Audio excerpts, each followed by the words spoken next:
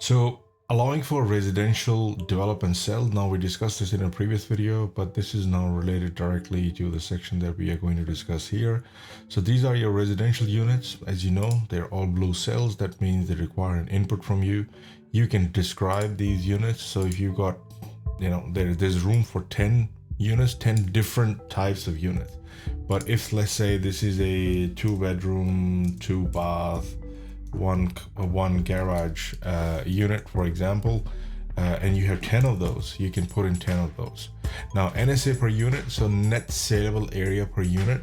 Now this will change based on what options you selected here. So if you selected your sale value calculation based on market value per unit, you need to make sure that you are allowing market value per unit, which means that's the number of units, and every market value per unit, that means this will get multiplied by that much. Now if you select and change that and you say, market value per NSA, and you leave 120 NSA over here, which is supposed to be the size of one unit because it gets multiplied by the number of units here, then and you go save and refresh, what it is going to do is it's going to multiply 979 by 120. So you have to be careful of how you average them out, and you have to put in the values like net saleable area per unit or the built area. So for example, the total built area which you use to account for construction can be 150. However, the saleable area out of that 150 might be 120 square meters. Now this is in square meters because I use square meters mostly. That's why the example has square meters. But if you use square feet, you'll have to put in 1200 feet. So 1200 square feet. So I think it's about almost 10, 10 square feet per meter. It's not accurate, but it's thereabouts. The ballpark is that's what the number is. So then you have to put in the value construction cost per unit. So if I go save and refresh here, then this will then make changes based on what I'm trying to build here. So construction cost, now here we are going with construction cost per unit. So to calculate the construction cost, it's going to multiply 10 units by 400,000.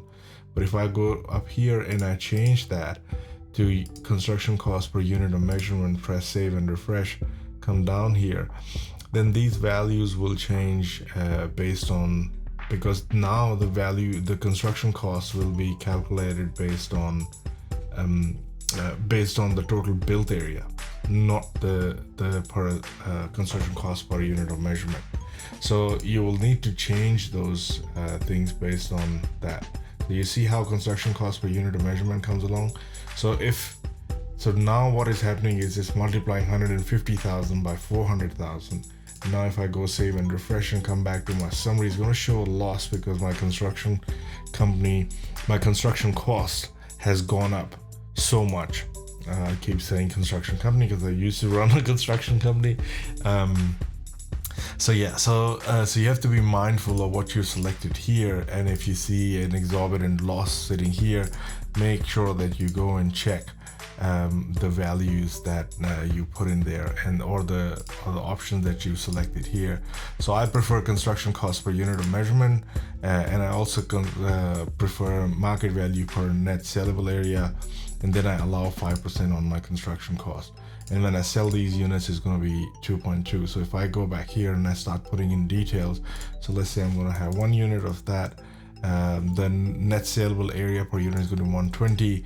But now because I have to select for construction costs per unit of measurement, I would allow maybe $2,500 per square meter, so that I know what this value is coming out to be.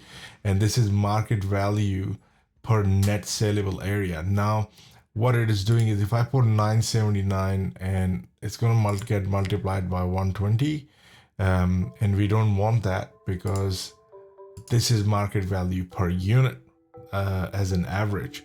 So now you'll see that we'll have a lot of profit because suddenly 93 million in total profit because it's just multiplied those two things. So in here, if my market value is, if I've selected the NSA option, which is the net saleable area option, I need to change that and allow a 8,500, for example, which is the going rate, or 10,500 in that area, for example. Oops. And now if I press save and refresh, it will update it based on those values.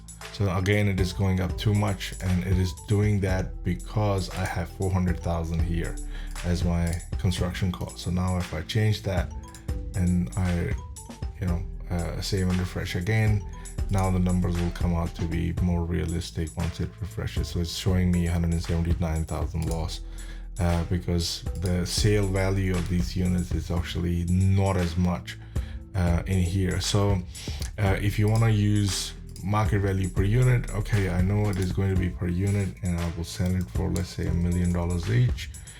Each townhouse will be, let's say, $1 million. Press save and refresh, and because I have GST, I've got GST selected here. I'll just go here, and now the loss is going to be different. So again, the construction costs are still coming out too high, because right now 2,500 is getting multiplied by 150 over here. But if I now go back and change that to construction cost per unit, and I say, okay, I know I can build them for 400,000 each.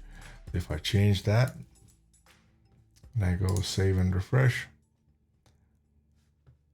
go back into my summary, and then these numbers will change based on, now it shows $146,000 profit. So that's because, we haven't played around the other assumptions, so we're just entering values here. So it'll just calculate based on what you put into this. So all you have to do is go through each one of these and make sure that you read what we are putting up here, because the moment you change these options here, the options over here will also update automatically. And once they update, you'll be able to enter the values here. Don't forget to check or uncheck the GST, whether or not it's applicable. Otherwise, the calculations will not include GST option in it. So that's your calculating the construction cost and the market value of what your residential units are going to be built for and sold for once they are completed.